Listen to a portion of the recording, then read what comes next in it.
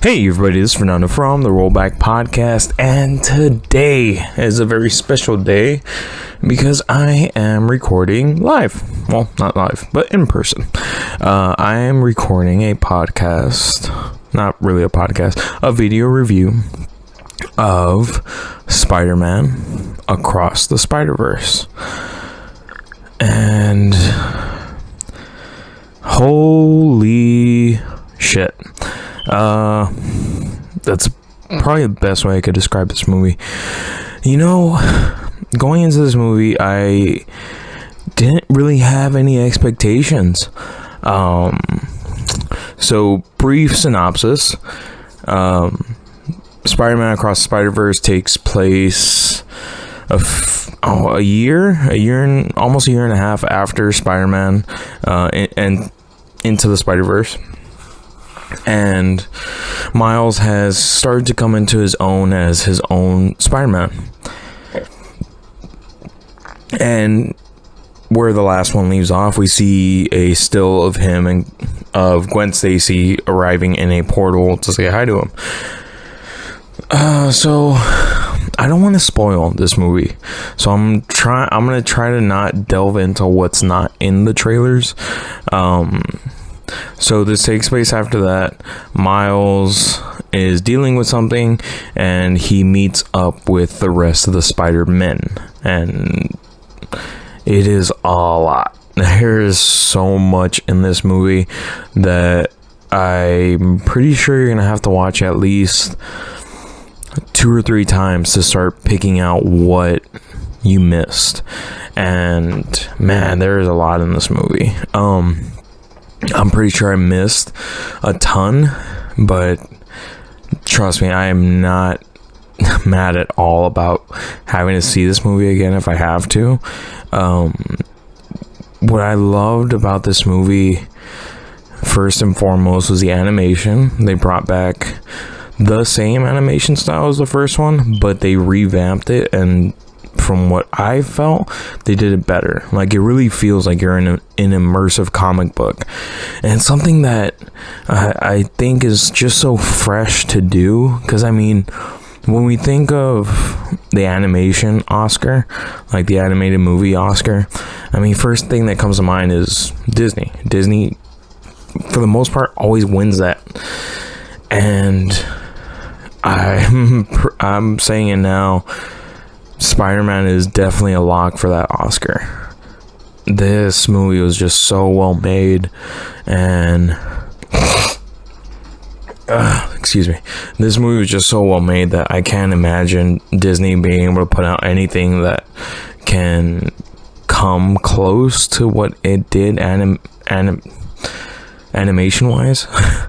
But this movie was just really done well. This is a long movie. I didn't check the runtime. I still haven't. It probably runs close to 3 hours, but I have to say it did what Fast X could not do, and by the end of it, I wanted it to keep going. And there's only been so many other films where I've felt that, like, where it leaves off that type of story. Lord of the Rings, Fellowship of the Ring, I remember watching that as a kid, and when it got to the end and Sam and Frodo get to the top of the mountain and they see Mordor in the distance, like, as a kid I was like, keep going. But obviously you can't. But that's how I felt in this movie. This movie did that really well. You get to the end and you're just like, let's keep going. But you can't. Obviously, I don't think I'm saying anything that's pretty crazy to assume, but this is going to be a trilogy, at least. The new characters that they added Spider-Man 2099. He's alright. I liked his voice actor, Oscar Isaac. I thought he did really well. We see the regulars come back. We see Gwen, Spider-Gwen. We see Peter Parker come back, and we see many other Spider-Man pop out. It is pretty overwhelming, like, watching it.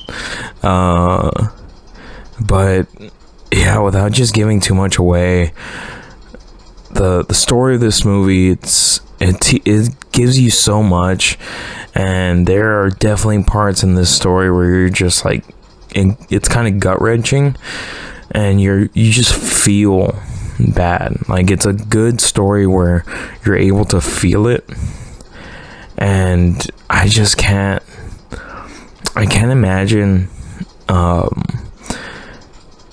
Like, I'm going back to Disney because Disney puts out animated movies. It's them, Illumination, but this movie's just in a class of its own, to be honest. And I just can't imagine anyone being able to top this movie. This movie was really well done, really well made. The story's there. Maybe because of COVID, they were able to really flesh out the story, but man, this movie just really hit it on all marks, and it's the Spider-Man movie that we needed. Sony, they did well. They did really well with this story. They did well with Spider-Man, No Way Home, along with Marvel. That one's a joint. It's a joint production. Kind of have to give it a Marvel on that one. But this one by themselves, man, they just really killed it. And the thing I like about animation is that you're just able to do more. DC proves that time and time again, because their animated films are actually really good, but their live action movies never really come up to speed or come up to par. So it's always just like, animated has that advantage because, one, you don't have to worry about stunts, you don't have to worry about anything like that. You really just have to worry about your budget and your voice actors, making sure you got them right. But for the most part, man, like, animated, you're just able to do so much more, and I really can't wait to see where this story goes. I hope it doesn't take a long time, because Into the Spider-Verse came out in 2018, so 19, 20, 21, 22, 23, 5 years. I hope it doesn't take another 5 years, hoping 2 at max, but I really can't wait for part 3. If I had to rate this movie, I'd solid A. I'll probably end up talking about this more with Chema and Eddie, but as of right now, Eddie is gonna probably put this up on the YouTube page. No spoilers whatsoever. Just, if you have a chance and you got 3 hours to spare, watch this movie. You'll really enjoy it. I know I did, and can't wait for the next one. But yeah, that's it, everybody. This is my spoiler-free review of Spider-Man Across the Spider-Verse. But yeah, that's it. That is it from me. Thank you for joining me for this spoiler-free review of Spider-Man Across the Spider-Verse. Please look us up wherever you get your podcast needs. Spotify, Google, Apple, anywhere. You will find us there. We put out new content every week. Please check out our YouTube page. You're going to see this on YouTube. Hopefully you're seeing this on Facebook. Eddie, please post it on Facebook.